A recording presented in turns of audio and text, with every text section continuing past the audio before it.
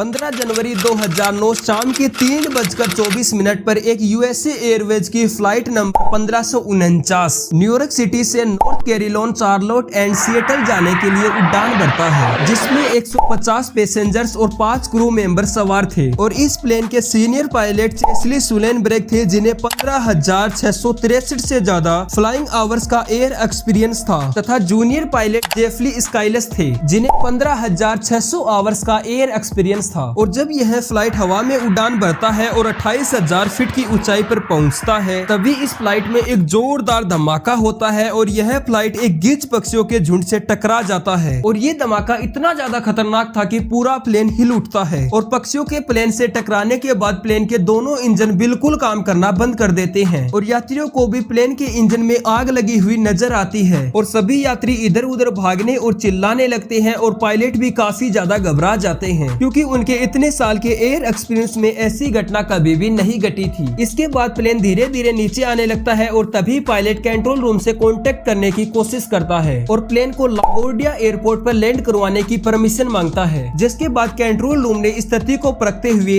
लागोर्डिया airport पर जितनी भी फ्लाइट टेक ऑफ और लैंडिंग कर रही थी उन सभी को रुकवा दिया और पायलट को कहा गया कि वो लागोर्डिया एयरपोर्ट के 31वें नंबर के रनवे पर प्लेन को लैंड करवाएं। लेकिन गाइस प्लेन काफी ज्यादा नीचे आ चुका था, जो कि 3:28 पर महज 1600 फीट की ऊंचाई पर पहुंच जाता है। और उस समय पायलट्स के पास इतना ज्यादा वक्त नहीं था कि वो लागोर्डिया एयरपोर्ट पर प्लेन की लैंडिंग करवाएं। और अब पायलट्स के पास काफी ज्यादा कम समय बचा था और अगर पायलट प्लेन को लागोर्डिया एयरपोर्ट पर ले जाने की कोशिश करते हैं तो यह प्लेन लागोर्डिया एयरपोर्ट पर पहुंचने से पहले ही न्यूयॉर्क शहर में क्रैश हो जाएगा और इस प्लेन के यात्रियों के साथ साथ लाखों लोगों की जान भी खतरे में आ जाएगी। और जब पायलट को कोई और रास्ता नहीं दिखाई दिया तो उन्होंने प्लेन को हडसन नदी में लैंड करवाने की सोची और कंट्रोल रूम ने भी पायलट के एयर एक्सपीरियंस को देखते हुए प्लेन को हडसन नदी में लैंड करवाने की परमिशन दे दी। और फिर पायलट ने यात्रियों को सूचित किया कि वो अपनी अपनी सीट बेल्ट और लाइफ जैकेट पहन लें और एक छोटे से झटके के लिए तैयार हो जाएं। अब प्लेन महज धरती से 500 फीट की ऊंचाई पर था, जो कि काफी तेजी से नीचे आ रहा था। फिर पायलट ने 3:31 पर 230 किलोमीटर प्रति घंटे की रफ्तार से प्लेन को हडसन नदी में लैंड करवा दिया और यह प्लेन की लैंडिंग दुनिया की सबसे खतरनाक प्लेन की लैंडिंग थी। और यहाँ पर पायलट का एयर एक्सपीरियंस भी देखने को मिला, क्योंकि पायलट ने अपने सूझबूझ से इस प्रकार प्लेन को लैंड करवाया कि वह पानी में भी तैर रहा था। इसके बाद पायलट ने यात्रियों को कहा कि वो प्लेन के अगले दरवाजे से बाहर निकले, कोई भी व्यक्ति पिछला दरवाजा खोलने की कोशिश ना करे। लेकिन गाइस बहुत सारे लोगों ने जल्दी जल्दी के चक्कर में पिछला दरवाजा खोल दिया, जो कि पहले से ही पानी में डूबा हुआ था। और पिछला दरवाजा खोलने के बाद प्लेन में काफी तेजी से पानी अंदर भरने लगा। लेकिन गाइस वक्त रहते समुद्री जहाज और कोस्ट गार्ड की टीम वहां पर पहुंच जाती है और सभी यात्रियों को बचा लिया जाता है। गाइस यह प्लेन की लैंडिंग दुनिया की सबसे खतरनाक प्लेन लैंडिंग में से एक है। लेकिन गाइस इस प्लेन लैंडिंग में एक भी व्यक्ति की मौत नहीं हुई, केवल 5 लोगों को गंभीर चोटें आईं। और गाइस जब बाद में एक रिसर्च टीम का गठन किया गया और इस प्लेन की मिस्टेक्स का पता लगाया गया, तो गाइस जांच में यह बात सामने आई कि अगर प्लेन को महज 35 सेकंड और लैंड ना करवाया जाता तो यह प्लेन हवा में ही क्रैश हो जाता